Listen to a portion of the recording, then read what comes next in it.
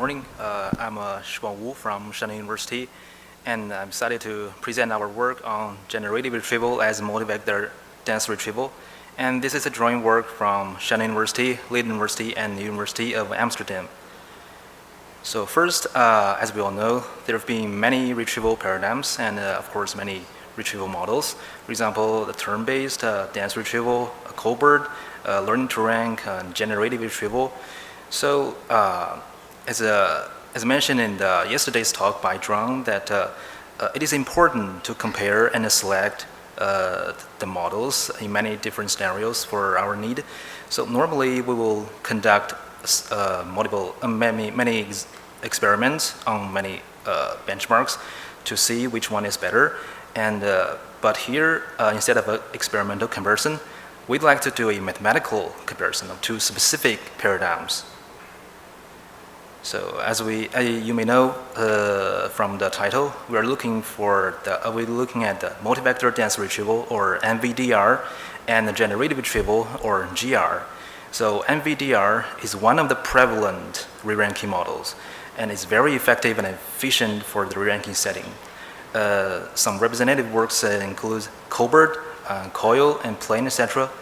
And on the other hand, GR is a new paradigm recently proposed, and it uses the autoregressive generative LM to directly generate the relevant documents or document IDs. So it seems to be dramatically different from previous paradigms. So our question is it really a new paradigm, and is it really dramatically different from previous paradigms?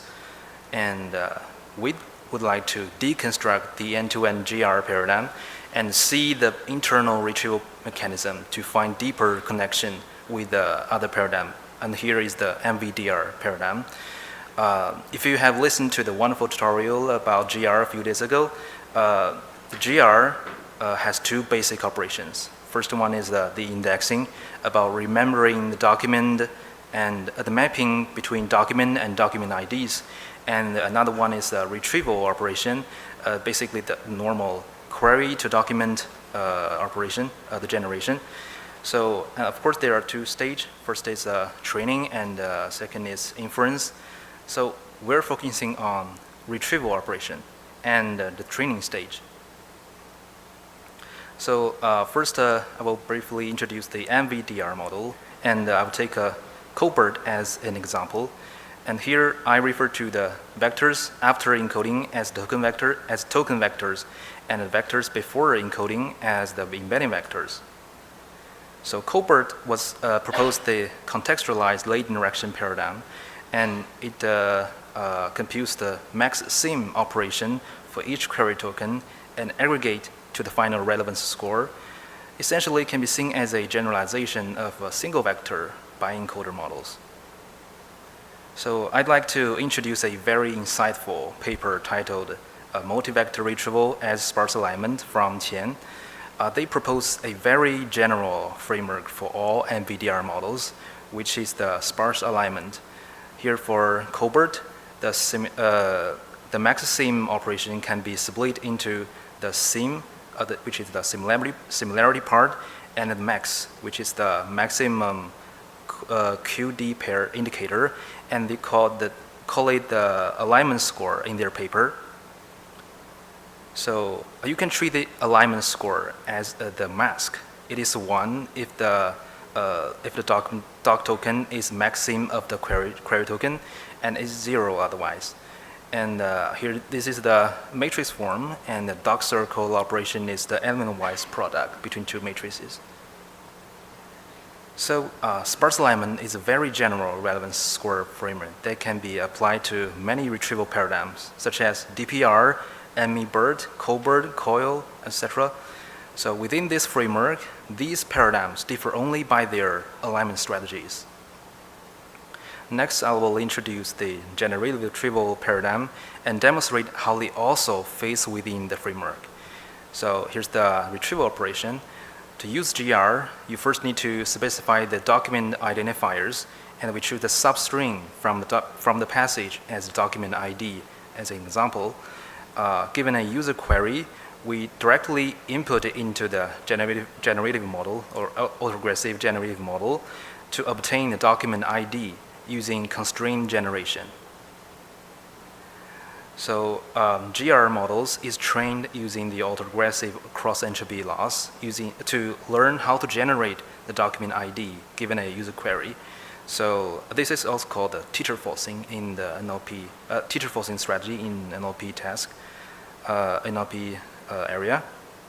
So you usually use the encoder-decoder transformer architectures such as T5 and BART.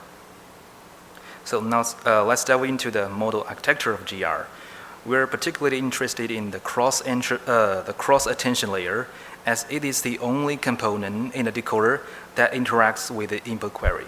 Here the Q on the on the left is a token vector matrix of query after the encoder, and the DI is the input of the cross-attention at the ith position.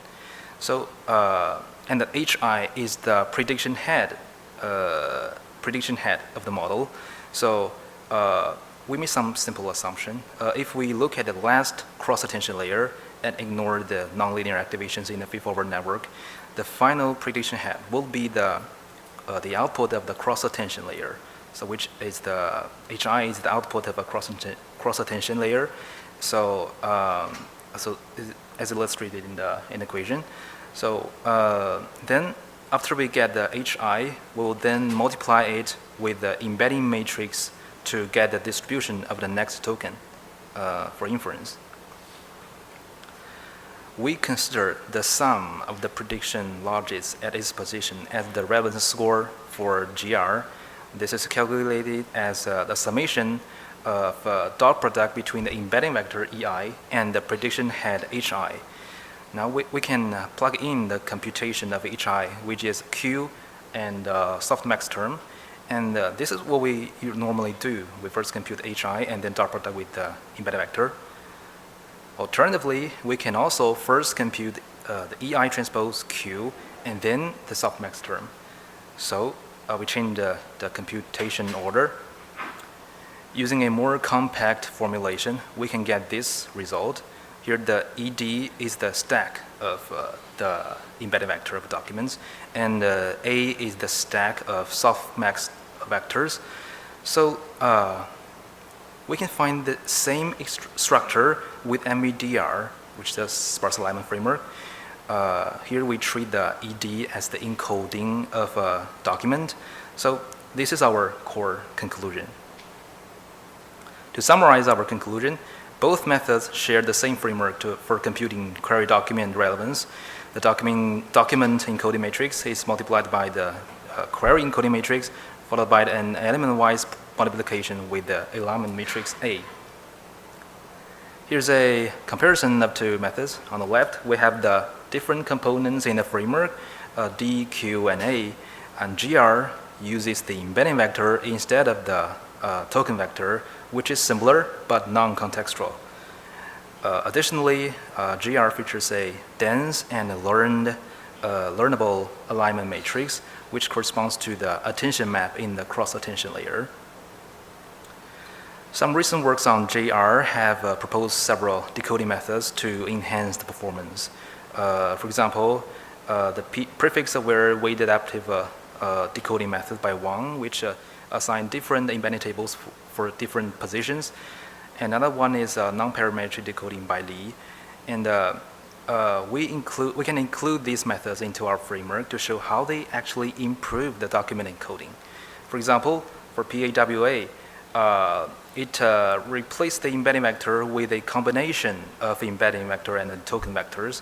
And for NP decoding, it directly replaced the embedded vector with the token vector. So we can see that both methods enhance the document encoding by introduce the contextualized representations. We believe that the alignment matrix here is the most critical part in the framework, and we have outlined many of its properties in our paper. And here I'd like to share one of the interesting discussions about the alignment matrix. We find that these two methods have different alignment directions. So for MVDR, it finds the most similar document tokens for each query token, and which can be formulated as a summation with respect to the query token. We refer to that as query to doc alignment direction, which means that each query token has to align with some doc token. And on the other hand, GR works in the opposite way. For each doc token, it has to find its best aligned query token. So it's a summation with respect to doc token, and we refer to that as a doc to query alignment direction. Here's another view of alignment direction, what it means alignment direction, which is the normalization direction of the alignment matrix. So basically it means that for MVDR, the query to doc alignment direction, which is basically the row-wise normalization. So the row sum is 1. And for GR, the doc to query direction is a column-wise normalization. We have conducted many experiments to analyze MVDR and GR. And here's some of our experiments about alignment direction and term exact match rate and low rank approximation is a property of alignment matrix.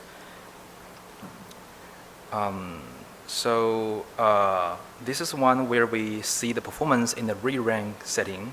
We trained MVDR model and GR model using T5 architecture.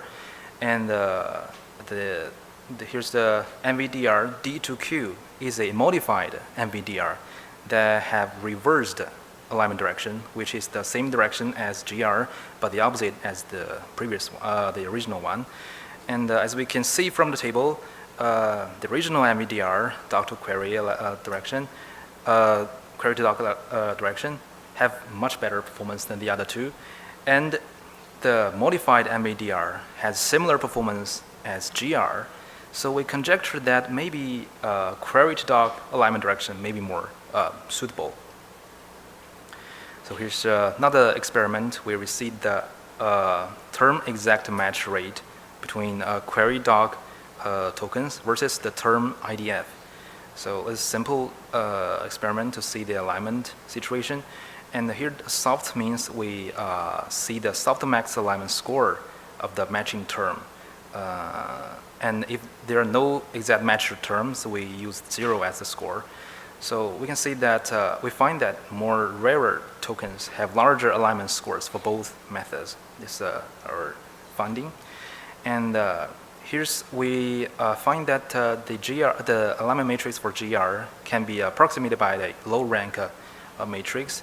And here's the relative error of the approximation in different layers in GR.